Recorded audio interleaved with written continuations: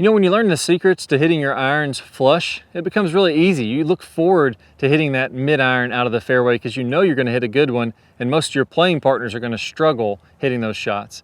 Now, I've put together 3 of my all-time best videos that are going to share with you some of those real secrets to hitting crisp irons. Let's go ahead and get started. I've got 2 of the absolute best takeaway drills for you. First, let's go over the #1 mistake that I see players make, and a lot of times, if you want to hit it with power, we have to load up properly, and it all starts in the first couple of feet. What I'll see players do a lot of times is not turn their chest away from the ball, and they'll pick the club up with their arms. Worse than that, they may even get this right elbow to kind of fly away from their body and just kind of pick it up all hands and arms, and now I'm disconnected, my body's not working together, and worse than that, I don't get any kind of a turn. So you can see if I hit a shot here, I'm going to pick it up with all arms. I'm going to try to swing hard. I'm going to try to hit this as hard as I can, but I'm not going to rotate my body. So I hit that one solid. I hit it about as good as I can. Carry distance 157, 164. I felt like I had a lot of arms. I felt like I could have chunked it. I could have thinned it. Nothing was working together, but I didn't do my takeaway right. This time I'm going to do my takeaway right, which is really rotating my chest early in the swing. And then I'm going to have a bigger turn, a bigger load up, and I'm going to feel like I'm even smooth on this one. And let's see what kind of distance I can get. There we go, really solid on that one. Club head speed went up a ton. Total distance went up to 218. Carry distance went up to 208. We're talking 40 yards farther, 50 yards farther. So that all comes down, this feeling, I can get you to recreate the same feeling with these 2 drills. What I have here is a 1x4 board, and I like this because this is probably about roughly 3 feet long, 2.5 feet long, something like that. Doesn't matter the exact size or shape. I just want it light enough to where I can slide this board and push it away in my backswing. Now, if I go ahead and set up a golf ball a couple inches in front of this, what I'm really focusing on here is keeping my right arm straight. This is the big key. I don't want this arm bending and that arm flying behind me right away. And what I'm doing is I'm keeping it straight. I'm rotating my chest in the backswing. I feel like I'm taking the outside of my right shoulder and letting it pull behind my body. I feel like I'm taking my right hip and letting it rotate behind my body. I feel like I'm taking my belt buckle and letting it turn away from my target like that. So all these movements, I have a little bit of pressure to the right side, and then everything, my right leg, my hip, my belt buckle, my chest, my shoulder, everything just throws that away from the target. Notice how when I'm here, I've really started to load up a ton. My club hasn't moved very far back, but look at my right arm, it's straight. If I keep that right arm straight and I have those same sensations, it's almost impossible to mess this up. If I do it the wrong way, I'm not going to get as long of a slide with that board, and I'm just going to kind of pick up that right arm like this. It almost felt like I lifted the board up in the air, almost like what I mean by that is, the difference was I kind of got under that board on that one. It felt like I was lifting the board up like this versus letting my body turn and sliding it that way across the ground. Now, the reason the board is so helpful is because you can feel that you have to get a little weight shift. You have to get a little pressure into that board to let it slide. If I just pick it up with my arms, I feel like I can't slide that board very well. So that's the first piece. That's going to get you a really good feel for this. Now, if we want to take it to level 2, the pro version of that, we're going to use one of these Thera-bands, which these are fantastic. You have to get one of these. I don't get anything for these. You can get them on Amazon. They're a few bucks a piece. Doesn't matter which kind you use. These are just the really light, stretchy ones. I'm going to put it across my club face like this, have it go tight, and I'm going to just wrap it around a few times here, just so it's nice and tight around the club face. Now from there, I'm going to go ahead and put this under my right arm. So I'm going to go ahead and pull it with my left hand like that, and now it's pretty tight, right? There's some tension there.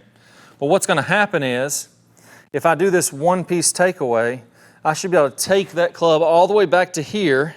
My right arm is straight, this is cinched in really tight, and I've really turned my entire body. Now, look how much I've rotated my shoulders 90 degrees, and my hands are barely above waist high here. That's a perfect takeaway. Look at Tiger, look at Rory, look at Adam Scott, look at Dustin Johnson, whoever you want to use. Look at all those guys, they're getting that takeaway just like that. Now, if I don't move my body and I just kind of pick the club up, what happens is, again, my right elbow flies across my body. That loosens up that pressure under my armpit, and now I can't hit a very good shot. And I tell you what, once I do a few of those board drills, I do a few of the rubber band drills, the Thera-band, I feel like I can absolutely kill it. So here, I'm going to recreate that same feeling. Then all I'm going to do is shift my weight to the left to start the downswing and swing on through to a good full finish. Let's see what kind of distance we get. I'm not even going to try to swing that hard. I'm just going to try to make a really good takeaway and turn. Not even the most solid shot. I don't know why it's going a little faster. You can see I carried that 200 yards with a 6-iron. Slightly thin on that one. This one I'm going to hit down a little bit more. And I'm really going to focus on the same thing in the follow through, really getting long away. So I'm really long here. I have lag, and then I'm long coming through it. Long on both sides, and let's give it another whirl. There we go, that one was killed there for me. Again, 208 carry with 6-iron, not gonna do a ton better than that. If you're rushing the downswing, it's because you're thinking of the backswing and the downswing as two separate events. In reality, there's things that you need to be doing in the backswing to ensure that you are taking a proper downswing, and this really comes down to the forces that we're putting into the ground. So what most people are doing, or what people I see that are rushing the downswing, is they are going up to the top of the swing and they're loading up in their trail foot, and then they're staying there as they get up to the top. And then they start the downswing with all arms, right? If you do that, then you just don't have enough time to get to your lead side. You're gonna tend to come over the top, you're gonna tend to flip, early release, you're gonna tend to hit a lot of thin shots, chunk shots, even top shots at times. So how do we use our feet correctly to be able to get that proper sequencing and be able to feel like we're not rushing the downswing, we have that good effortless power? Well, the good part is that they have studied lots of tour players and they've used these pressure mats, and they know that how the best players in the world, how they set up and how they do this. So at address, what they found was, on average, your average tour player is going to be about 50-50 in their feet.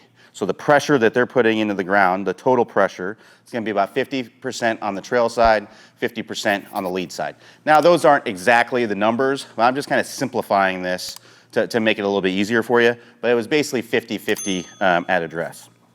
Now, a big key here is we want to start shifting pressure into our trail foot right away. That's a big mistake that I often see, is there's basically no pressure shift early in the swing, and then they pressure shift later in the swing, and then by that time it's too late, right? So what we need to be doing is we need to make sure that we're shifting pressure right away in the backswing. As soon as that club starts going back, we're seeing the pressure, we're feeling the pressure in our trail foot start to load up more. So they're putting pressure up right away, and then as they're getting into this area right here, when the lead arm's getting close to parallel to the ground, they're actually starting to recenter the pressure. So as I'm getting to about right here, my pressure in my trail leg or my trail foot is maxing out. And it's at about 75% where that's maxing out. And then as I continue to go up to the top, I'm recentering and I'm back to 50-50 at the top. So 50-50 right here, then I'm 75% in the trail foot here, and then I'm recentering, I'm 50-50 as I get up to the top. And then as I come into impact, I'm going to be about 75% pressure in my lead foot at impact. And then as I come through into the full finish, I'm going to be about 90% on my lead foot at that point. So how can we do this? How can we drill this to make this a reality in our own swing? So what we're going to do is we're going to set up here just with some practice swings first. And we're going to set up and just feel like we're very balanced at address, just like we talked about. And then what we're going to do is we're going to go up to that lead arm parallel position in the backswing, and we're going to pause right there. And as we're doing that, we're going to make sure, we're going to feel like we're loading up as soon as possible in our trail foot and as much as we possibly can to that point that is at that lead arm parallel position. Now, what we don't want to do here is shift our mass. This is a pressure shift. This is forces that we're putting into the ground. It's not so much a weight shift. A weight shift would be if I'm taking my center of mass, which you can think of as maybe my belly button, and I'm shifting it over here. I don't want to be doing that. There can be a little bit of it, like a 1-inch shift, but we want to put pressure into the ground and then rotate our body as we're going up to that point. And we're going to feel that pressure on the inside of our foot here, and then moving into the heel as we're getting up into this area right here. If we're feeling a lot of pressure on the outside of our foot, that means that you're shifting your weight and you're not necessarily shifting pressure, right? Pressure is the force that you're putting into the ground. So again, we're 50-50 at address here. Then we're gonna go up to lead arm parallel, and we're gonna feel that pressure on the inside of our foot, and we're loading up as soon as possible and as much as possible to this lead arm parallel position. And then from here, we're gonna continue to the top, and we're going to recenter, right? So there's gonna be a little bit of a lateral shift here. There's gonna be a little bit of a center of mass shift, weight shift, with that pressure shift, but we're gonna recenter as we go up to the top. So we're going up to the top and we're recentering our body here. So now I'm back to 50-50, and then I'm gonna push into the ground here with my lead leg, and I'm gonna swing all the way through into the full finish. I'm gonna do 10 good ones of those, getting that proper feeling. Again, loading up right away to lead arm parallel, recentering, then pushing through with that lead leg, coming all the way through into the full finish. Now let's progress this to the next step after we got 10 good ones. After 10 good ones, we're gonna do that first part of the drill, but we're not gonna pause at the top. We're just gonna continue to go into the full finish. So again, we're gonna start in our address position, 50-50. We're gonna go 75% pressure in the trail foot, loading up right away to lead arm parallel. And then in one motion, one fluid motion, we're gonna go from this position at lead arm parallel to the backswing to the full finish. And we need to, from here, recenter as we're going up to the top, and then continuing to increase the pressure into our lead foot. Feel like you're getting as much pressure into the ground as you can as you're coming into contact, and then into the full finish. So again, that rep's gonna look like this. We're gonna go here, and then we're gonna go all the way around into the full finish. And hit the ground when you do that. Try to brush the turf as you're doing that, so that way you can get a sense of the turf. So now get 10 good ones of that, getting that same feeling of what you're doing. The next progression, where you're gonna put it all together. Just do like a 50% swing where you're taking the pause out, but you're feeling balanced at address, loading up early to this point, recentering at the top, and then swinging down all the way into the full finish in a nice fluid swing. So that's gonna look something like this. Load up right away, get to the lead side, come all the way around into a full finish. Go about 50% speed at first, get 10 good ones, and then slowly increase the speed little by little by little until you get up to full speed with it. Once you're at full speed with it, now you're time to hit a golf ball. It's time to put this to the test and see if we have a much better flow and rhythm to the swing. I'm gonna tell you, once you do this drill and you've got this down, it's gonna be a lot easier to get that effortless power. It's gonna be a lot easier to get that ball first contact. You're not gonna be hanging back anymore. You may find that your over the top is gone and now you're hitting draws and things like that, just because you're sequencing and using the ground much, much better. So let me give this a try here and see if I can get a good one. I got 6-iron here. Let's see if I can get a good one where I use the ground properly and start the downswing in the correct way.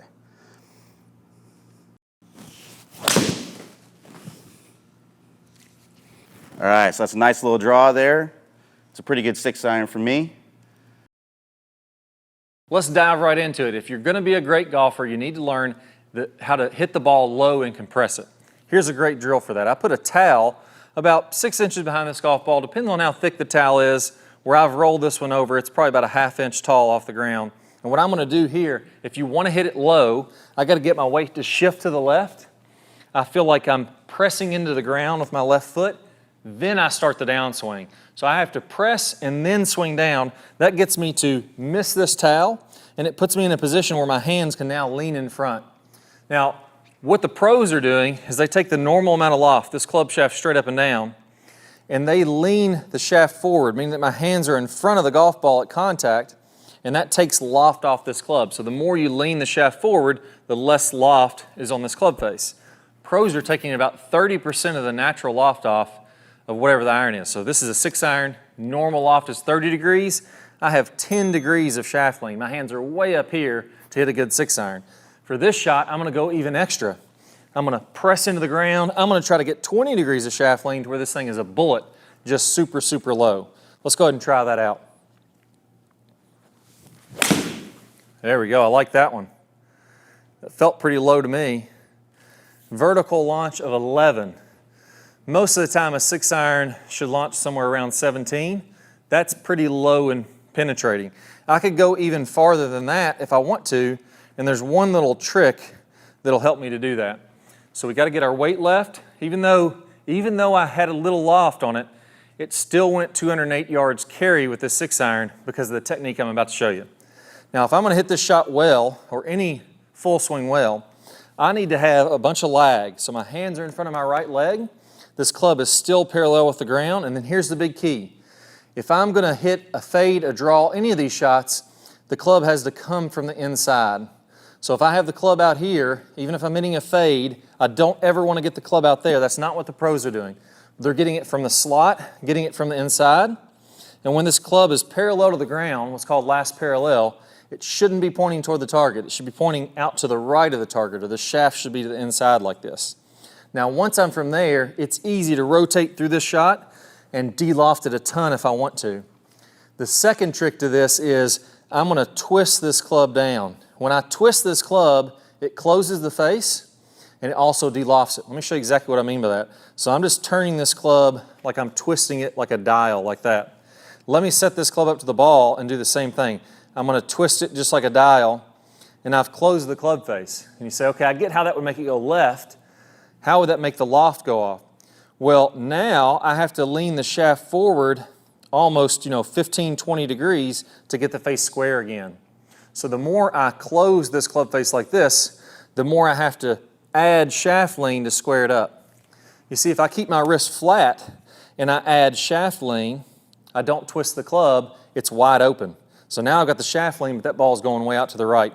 I have to add this twisting motion. So it's really counterintuitive, but we got to get from the inside. We got to twist this club face down, and then now we can have a ton of shaft lean and still have that face being square. So same feelings. Step into my left foot, club from the inside, really turn it down with a lot of shaft lean, and this thing's going to come out like a low bullet here. I overdid it a little bit. I could tell that one was a low hook big time. So I like that. I would rather you overdo it. Look how low that thing launched at 7 degrees. That's less than half what a 6-iron should be launching at. But I like that feeling. Just overdo it until you get those low hooks, and we can always back off of that feeling. To straighten that out again, I would lean the shaft forward even more to make sure that that face doesn't close down. I go ahead and square it back up like that. So let's go do one more bullet low swing. Except this time I'm going to see if I can try to get it not to hook on me. There we go. That thing's as low as I'm going to be able to hit a straight one. Nice little draw. 9.7 vertical launch, and not the big hook because I really got that thing leaning forward. So not only do I think that that is a good shot to hit low, I think that's probably the best shot you can do to have good technique in golf. One of the best drills that you can do. For the high one, I'm just going to go the opposite. I'll put the towel in front. All of a sudden now, I'm a little bit more toe up, so I'm not taking the loft off of it quite as much. I'm still from the inside, and I'm only going to make one tweak. Instead of stepping into my left foot early, I'm going to feel like I keep a little pressure on the inside of my right foot through contact. So a little pressure on this part of my foot, almost the inside ball of my foot. I'm going to keep pressure there. I'm going to keep my head a little farther behind the golf ball so that naturally I'm swinging a little bit more up. And then I'm going to launch it over this towel. Now this is a little bit of an illusion. I'm still hitting down through the golf ball. I'm just not hitting down as much. So you give yourself a little bit more space to miss that towel. We don't want to overdo it because then we'll start to chunk it a little bit. But I'm going to try to just, same technique, toe a little bit more up, head behind the golf ball, and miss that towel. So I feel like for me, I'm staying behind it and just really going tall into the finish. So let's go ahead and give that a whirl. There we go. So you can see much higher.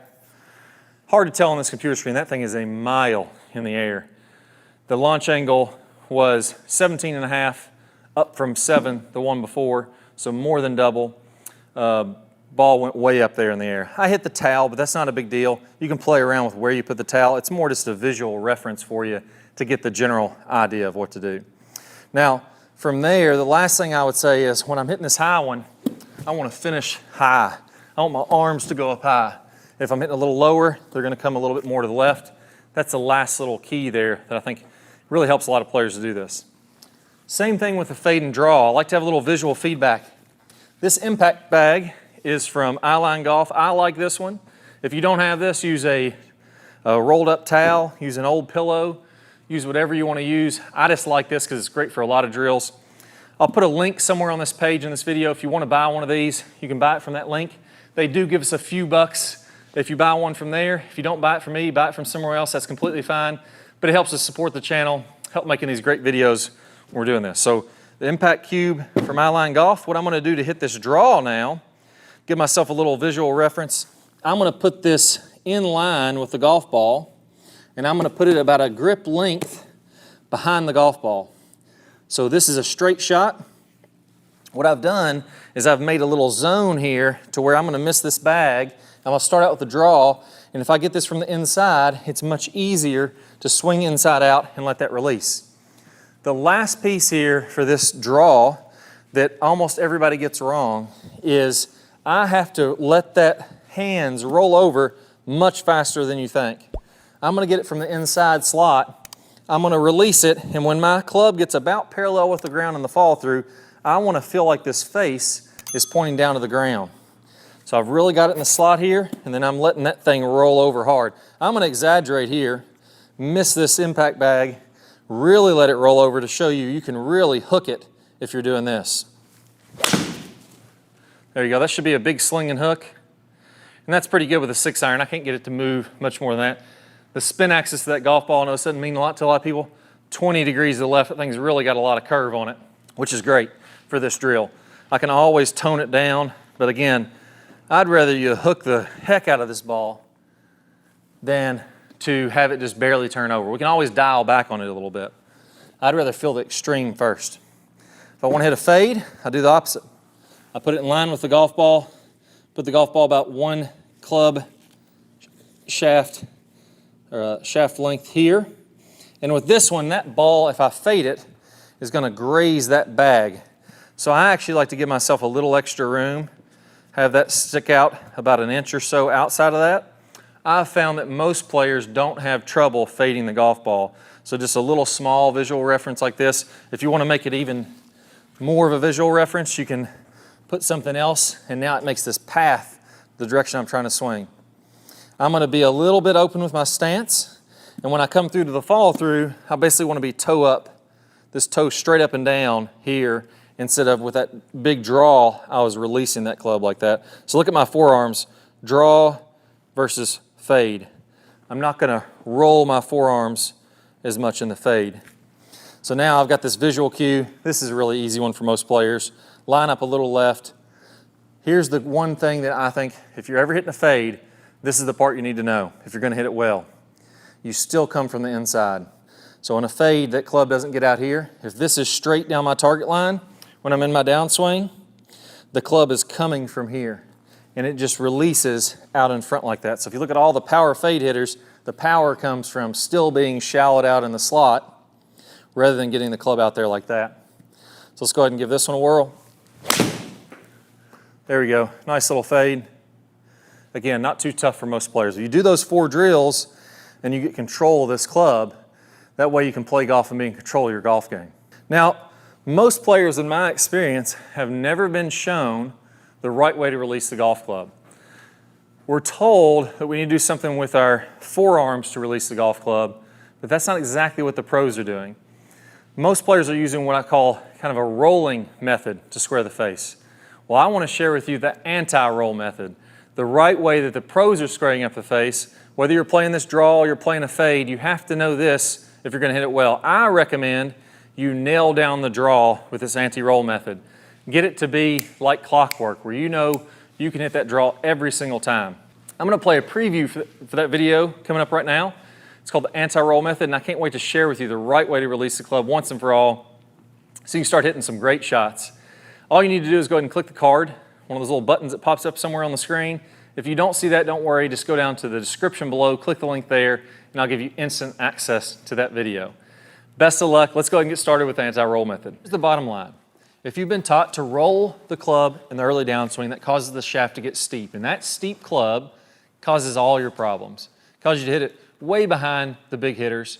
and way inconsistent with your quality of strike. So you're in the tall grass and the trees and the hazards all day long. Now the great news is this, there's really only two pieces that you need to know to fix all these problems.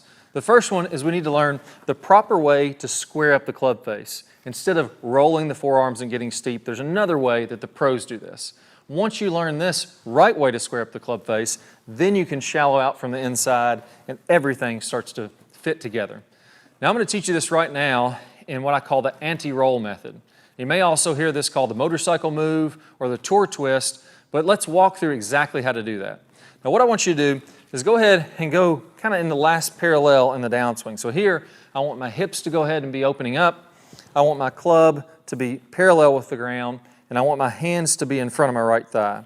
Now, when I take my grip, you're going to notice that when I do this, the club face is basically straight up and down.